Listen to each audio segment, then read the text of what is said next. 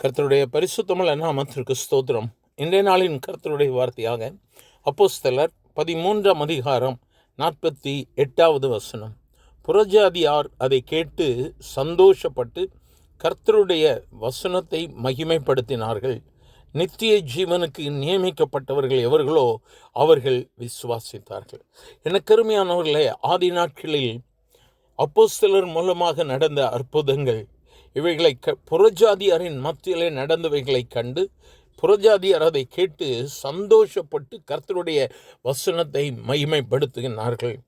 அது மட்டுமல்ல, நித்திய ஜீவனுக்கென்று சொல்லி நியமிக்கப்பட்டவர்கள் அவர்கள் விசுவாசித்தார்கள்.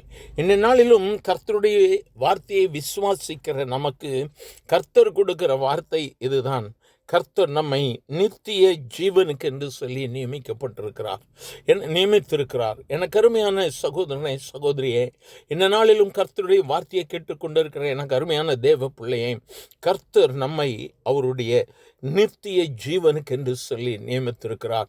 இந்த வாழ்க்கையின் போராட்டங்கள், இந்த வாழ்க்கையின் ஓட்டத்தில் நாம் அநேக பாடுகளை சந்திக்கிறோம், போராட்டங்களை சந்திக்கிறோம்.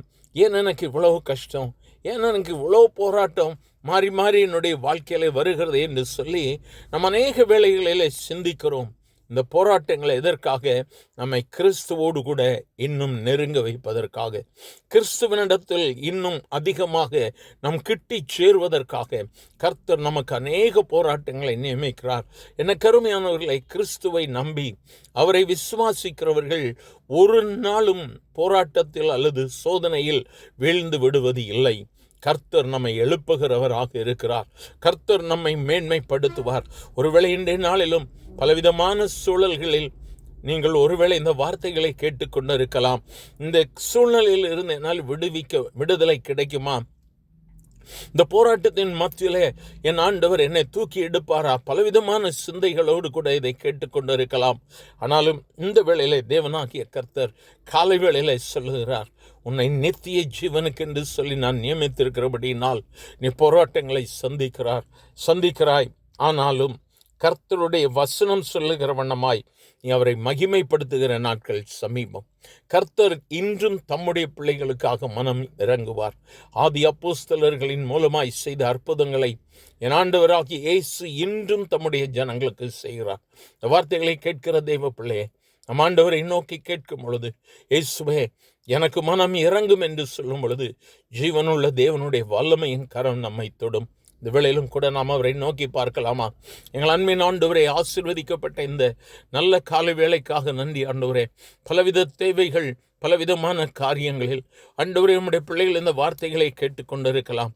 சரீர பலவீனங்களோடு கூட இந்த வார்த்தையை கேட்டுக்கொண்டிருக்கலாம். கர்த்தர் உம்முடைய நேசக்கரத்தை ஒவ்வொருவர் மேல் வைக்கும்படியாய் நாங்கள் ஒருமனப்பட்டு ஜெபிக்கிறோம். அற்புதத்தை செய்கிற தெய்வம் நீர், அதிசயங்களை காணப்படுவேன் என்று சொன்ன கர்த்தர், இப்பொழுது உம்முடைய ஆணி வாய்ந்த கரம் எங்கள் ஒவ்வொருவரையும் தொடட்டும் ஆண்டவரே.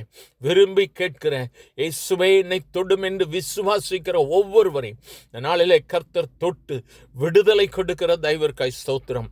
பலப்படுத்துங்கப்பா, ஆசீர்வதிங்க, தேவைகளை சந்திங்க. இயேசுவின் நாமத்தில் பிதாவே, ஆமேன், ஆமேன்.